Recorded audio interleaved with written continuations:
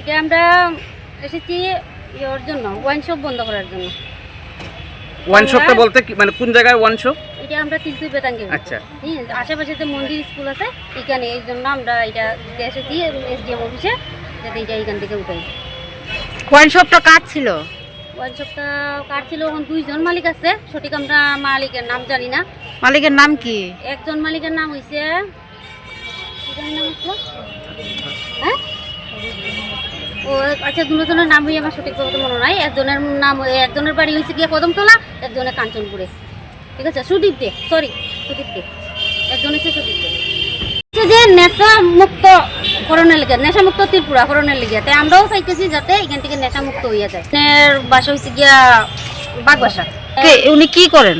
তাই নিয়ে সম্ভবিত মন্ডল অফিসের কোনো কিছু একটা পোস্টের মধ্যে সম্ভবত আগে আসলো, আমি এত শিওর নেই না। এখানে আশেপাশে স্কুল আছে, মন্দির আছে, ঠিক আছে।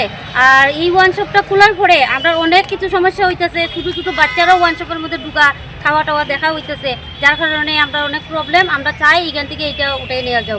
অনেকগুলো তো দোকান আছে, কিন্তু তারা তো এমন কোনো সমস্যা হয় না, কিন্তু এখানে স্টুডেন্ট দেখা যায়। আমরা তারপরেও তো আরও আছে ফ্যামিলির মধ্যে হাজব্যান্ডরা খাইয়া গিয়া মারধর করে। আগামীকালকেও তো খাওয়া দাওয়া করে সেটা গিয়া মারধর করছে। এই আমরা এখানে ওয়ান শপ শুধু না, বাংলা মতো আছে, ঠিক আছে। এগুলো খাইয়াও গিয়েও বন্ধ করে, মানে তারা মারধর করে। যে মহিলারা কালকে মারধর করছে তাইটা ঘর থেকে পর্যন্ত বাইর করে দেওয়া হয়েছে, শঙ্কর সুতোর ভাঙ্গা হয়ে গেছে তাই। আচ্ছা